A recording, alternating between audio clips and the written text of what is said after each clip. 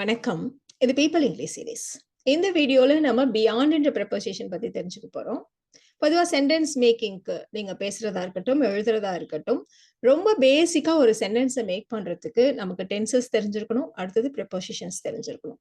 So இது 2ம் இல்லாம ஒரு பேசிக்கான சென்டென்ஸ கூட நம்மளால கிரியேட் பண்ண முடியாது. அதனால நீங்க ஒரு பிகினரா இருக்கிற பட்சத்துல நெறைய பேர் கேட்கிற ஒரு கொஸ்டின் என்ன அப்டின்னா, நான் எங்க இருந்து ஸ்டார்ட் பண்ணணும் அப்டின்ட்டு. ஸோ நீங்க ஃபர்ஸ்ட் டென்சஸ் பாருங்க. அடுத்தது ப்ரெப்போசிஷன்ஸ் தெரிஞ்சுக்கோங்க. இது 2த்தையும் வச்சு சென்டென்ஸ் மேக்கிங் அப்படின்னு ஒரு வீடியோவே போட்டிருக்கோம்.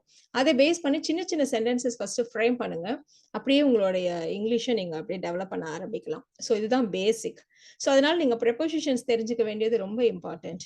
இந்த வீடியோவையும் சேர்த்து நம்ம இதுவரைக்கும் போட்ட எல்லா ப்ரெப்போசிஷன் பத்தின வீடியோவையும் ப்ரெப்போசிஷன்ஸ் அப்படின்ற பிளேலிஸ்ட் கீழேயே நான் கொடுத்துருக்கேன். நீங்க அதுல பார்க்கலாம். இது தவிர நெறைய பேர் கேட்கிற மாதிரி ஏதாவது ஒரு பர்ட்டிகுலர் ஆர்டர்ல நான் அத சீக்கிரமே அரேஞ்ச் பண்ணி குடுக்க ட்ரை பண்றேன். ஸோ இந்த வீடியோல நாம பியாண்ட் பத்தி நம்ம டீட்டெயில்டா தெரிஞ்சுக்கலாம். ஸோ இந்த பியாண்ட் அப்படின்ற இந்த ப்ரெப்போசிஷன நம்ம டைம்க்கும், பிளேஸுக்கும் 2 விதமாவும் நம்ம யூஸ் பண்ணுவோம். ஃபர்ஸ்ட் நாம ஒரு இடம் இத பத்தி குறிக்கிறதுக்கு நம்ம இந்த பியாண்ட் எப்படிலாம் யூஸ் பண்ண போறோம் அப்படின்னு நம்ம பார்க்கலாம். ஸோ பியாண்ட் அப்படின்னா இத தாண்டி, இதற்கு அப்பால் அப்படின்னு சொல்றதுக்கு தான் நம்ம ஜெனரலா யூஸ் பண்ணுவோம். ஃபார் எக்ஸாம்பிள் என்னுடைய வீடு அந்த பாலத்திற்கு அப்பால் உள்ளது. நம்ம சாதாரணமா சொல்றப்போ, என் வீடு பாலத்துக்கு தாண்டி, அத தாண்டி இருக்கு அப்படின்னு நம்ம சொல்லுவோம் இல்லையா?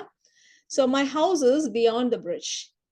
இதே மாரி அர்த்தத்துல நாம யூஸ் பண்ற இன்னொரு ப்ரிபோசிஷன் கூட இருக்கு, past. My house is past the bridge அப்படி கூட நம்ம சொல்லலாம். பட் அதனால எல்லா பியாண்டையும் பாஸ்ட் வச்சு ரீப்ளேஸ் பண்ணிடலாம்னு சொல்ல வேண்டாம்.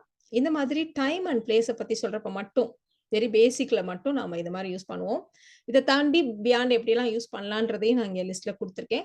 அங்க இடத்துலலாம் நம்ம பாஸ்ட்ட யூஸ் பண்ண முடியாது. ஸோ எந்த இடத்துலலாம் பாஸ்ட் வச்சு ரீப்ளேஸ் பண்ணலாம்ங்கிறத நான் அப்பப்ப சொல்லிடுறேன். So my house is beyond the bridge இல்லன்னா my house is past the bridge அப்படி கூட நம்ம சொல்லலாம். ஸோ அதே மாதிரி ஒரு சின்ன காடு இருக்கு. அதுக்கு அப்பால அத தாண்டி ஒரு ஏரி இருக்கு அப்படின்னு நம்ம சொல்ல போறோம். So there is a lake beyond the woods. There is a lake beyond the woods. There is a lake past the woods. ஒரு பேரியர் கேட் இருக்கு. அது தாண்டி நம்ம போ முடியாது அப்படின்னு சொல்ல போறோம். So you can't go beyond the barrier gate. You can't go beyond the barrier gate. அத தாண்டி நீ போ முடியாது அப்படின்னு சொல்றது. ஒரு சத்தம் கேக்குதா? நெறைய மரம்லாம் இருக்கு. அத தாண்டி அதுக்கு அப்பால இருந்து ஒரு சின்ன சத்தம் கேக்குது. உனக்கு கேக்குதா? அப்படின்னு நம்ம கேட்போம் இல்லையா? ஜெனரலா அத தாண்டி ஏதோ ஒரு சத்தம் கேக்குதுல்ல, உனக்கு கேக்குதா? அந்த மாதிரி சொல்லுவோம். So do you hear the sound from beyond the trees? Do you hear the sound from beyond the trees? எனக்கு கேக்குது அப்படின்னா I hear the sound from beyond the trees. I hear the sound from beyond the trees. இப்போ beyond time refer பண்றதுக்கு ஏதாவது ஒரு time அதை தாண்டி அதற்கு அப்பால் அந்த மாதிரி சொல்றதுக்கும் நம்ம பியாண்ட் யூஸ் பண்ணுவோம். ஒரு மியூசிக் கான்சர்ட்டுக்கு போயிருக்கீங்க அப்படின்னா அது போயிட்டே இருக்கு. அப்ப நம்ம என்ன சொல்லுவோம், இந்த கான்சர்ட் வந்து மிட் நைட்டை தாண்டியும் போகும்னு நினைக்கிறேன், இன்னும் நிறைய இருக்கு, ஸோ இதை தாண்டியும் போகும், அந்த டைமை தாண்டியும் போகும். I think the concert will go on beyond midnight. I think the concert will go on beyond midnight. 60 வயதை கடந்தும் 60 வயதை தாண்டியும் நிறைய பேர் ஒர்க் பண்ணிட்டு இருக்காங்க அப்படின்னு நம்ம சொல்ல போறோம். Many people are working beyond the age of 60. Many people are working beyond the age of 60. ஒரு ஹாஸ்பிட்டலுக்கோ கிளம்புறப்பவே நம்ம சொல்லுவோம், விசிட்டிங் டைம்க்கு அப்புறம் போனீங்கன்னா, அதை தாண்டி போனீங்கன்னா உன்னை உள்ள விட மாட்டாங்க. You will not be allowed beyond the visiting time. You will not be allowed beyond the visiting time. இதே பியாண்ட் நம்ம அட்வர்ப கூட யூஸ் பண்ணுவோம். அட்வர்ப்னா வேர்பை டிஸ்கிரைப் பண்ற மாதிரி. இதே பிளேஸ் அண்ட் டைமை ரெஃபர் பண்ற மாதிரி தான். ஒரு விஷயம் எப்போ நடந்துச்சு, எங்க நடந்துச்சு அப்படின்னு சொல்றதுக்கு நம்ம அட்வர்ப்னு சொல்லுவோம். Adverb of place, adverb of time அப்படின்ட்டு. ஸோ அந்த மாதிரியும் பியாண்டை நம்ம யூஸ் பண்ணலாம். ஒரு எக்ஸாம்பிள் எடுத்துக்கலாம். ஒன்னுக்குமே ஒரு எக்ஸாம்பிள் எடுத்துக்கலாம். அவ 8ஆம் வகுப்பு வரைக்கும் தான் படிச்சா, அதுக்கு மேல படிக்கல அப்படின்னு நம்ம சொல்ல போறோம். She studied up to the 8th grade, but not beyond. She studied up to the 8th grade, but not beyond. இந்த இடத்துல but not beyond ன்னு ஷார்ட்டா போட்டிருக்கோம். இதுக்கு என்ன அர்த்தம் அப்படின்னா, she did not study beyond that. அதுதான் நாம ஷார்ட்டா not beyond அப்படின்னு போட்டோம். ஸோ இந்த இடத்துல அவ படிக்கவில்லை, எப்போ வரைக்கும் படிக்கலைன்னா அதை தாண்டி படிக்கல அப்படின்னு வேர்பை டிஸ்கிரைப் பண்றதுனால தான் இதை நம்ம அட்வர்ப்னு சொல்றோம். She studied up to the 8th grade, but not beyond. இப்போ கொஞ்சம் பெரிய சென்டென்ஸா இருக்கு. அதனால நான் கலர் கோட் குடுத்து அதுக்கு ஏத்த மாரி கீழ போட்டிருக்கேன். ஸோ அவர் எங்க இருக்கார் அப்படின்னு பார்க்கறதுக்காக நம்ம போறோம். என்ட்ரன்ஸ கடந்து, அதுக்கப்புறம் கொஞ்சம் தூரம் நடந்தோம். அவர் எங்க இருக்காருன்னு பார்க்கறதுக்காக. இதுதான் நம்ம சொல்லப் போறோம். ஸோ நுழைவாயிலை கடந்து அப்படின்னு இருக்கு. "We passed the entrance and walked a bit beyond." அதுக்கு தாண்டி, அதுக்கு அப்பால கொஞ்சம் நடந்தோம். We walked a bit beyond to see where he was. We passed the entrance and walked a bit beyond to see where he was. அடுத்தது இதே beyond ப்ரெபோசிஷனா தான். ஆனா, வேற சில விதமாவும் இத யூஸ் பண்ணலாம். இது என்னோட சக்திக்கு அப்பாற்பட்டது. இது என்னுடைய புரிதலுக்கு அப்பாற்பட்டது. இது உன்னுடைய எல்லைக்கு அப்பாற்பட்டது. இந்த மாரிலாம் சொல்றதுக்கும் நம்ம பியாண்ட் யூஸ் பண்ணுவோம். இந்த இடத்துல நம்ம பாஸ்ட் யூஸ் பண்ண மாட்டோம். பியாண்ட்ன்னு தான் யூஸ் பண்ணுவோம். நெறைய எக்ஸாம்பிள்ஸ் நான் குடுத்திருக்கேன் பாருங்க. இப்போ ஒரு டைமண்ட் இத வாங்கணும். ஐய்யயோ! இது என்கிட்ட அவ்ளோ பணம் இல்ல. இது என்னோட சக்திக்கு அப்பாற்பட்டது. என்னுடைய என்கிட்ட எவ்ளோ பணம் இருக்குன்னா, இதெல்லாம் வாங்குற அளவுக்கு என்கிட்ட பணம் இல்ல. அப்படின்னு சொல்றதுக்கு. This diamond is beyond my pocket. This diamond is beyond my pocket. அதே மாரி நீ உன்னோட எல்லைய தாண்டிட்ட. நீ உன்னோட வரம்ப மீறிட்ட அப்படின்னு நம்ம சொல்லுவோம் இல்லையா? You have gone beyond your limit. You have gone beyond your limit.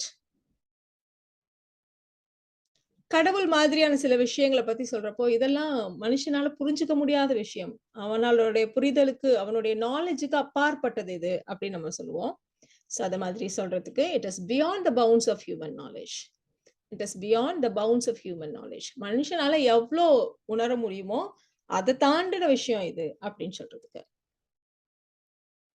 ஒருத்தர் ரிசர்ச் பண்றாரு. ரொம்ப புதுசான ஒரு சப்ஜெக்ட்ல ரிசர்ச் பண்றாரு. அத பத்தி எனக்கு எக்ஸ்பிளைன் பண்ணாரு. பட் இது எனக்கு புரியல. அது என்னோட அண்டர்ஸ்டாண்டிங்க்கு அப்பாற்பட்டு இருந்துச்சு. ஏன்னா, அது ரொம்ப புது கான்செப்ட்டா இருந்துச்சு. என்னால புரிஞ்சுக்க முடியல. அப்படின்னு நம்ம சொல்லப் போறோம். சோ ஒருத்தருடைய அபிலிட்டி, புரிஞ்சுக்கக்கூடிய அபிலிட்டிய காம்ப்ரிஹென்ஷன் அப்படின்னு சொல்லுவோம். So his research is beyond my comprehension. His research is beyond my comprehension. இது ரொம்ப காமனான ஒரு வார்த்தை. வர்ணிக்க முடியாதது அப்படின்னு நம்ம சொல்லுவோம். வார்த்தைகளால வர்ணிக்க முடியாதது, அதற்கு அப்பாற்பட்டது அப்படின்னு நம்ம சொல்லப் போறோம். சோ வர்ணிக்கிறது அப்படின்னா டிஸ்கிரைப் அப்படின்னு சொல்லுவோம். சோ இந்த இடத்துல the beauty of the Taj Mahal is beyond description. The beauty of the Taj Mahal is beyond description. The beauty is beyond description அப்படின்னு நம்ம ஜெனரலாவே சொல்லலாம். எந்த ஒரு அழகையும் நம்ம சொல்றப்போ வார்த்தைகளால் வர்ணிக்க முடியாதது அப்படின்னு சொல்றதுக்கு. நெறைய பேர் வீடே உலகம்ன்னு இருப்பாங்க. அவங்க கிட்ட நம்ம சொல்லுவோம். இந்த வீட்ட தாண்டி ஒரு உலகம் இருக்கு. வந்து பாரு அப்படின்னு நம்ம சொல்லுவோம் இல்லையா? There is a world beyond this house. There is a world beyond this house. இதே பியாண்ட் எக்ஸெப்ட் இது தவிரங்கிற மீனிங்ல கூட நம்ம யூஸ் பண்ணுவோம். சோ அந்த மாதிரியும் சில எக்ஸாம்பிள்ஸ் பார்க்கலாம். அவர்கிட்ட ஒரே ஒரு செக்ரட்டரி மட்டும் தான் இருக்காங்க. அத தாண்டி அவர்கிட்ட வேற யாரும் வொர்க் பண்ணல அப்படின்னு நம்ம சொல்லப் போறோம். சோ அத தாண்டி அந்த மாதிரி சொல்றதுக்கு தான் he doesn't have any staff beyond a secretary.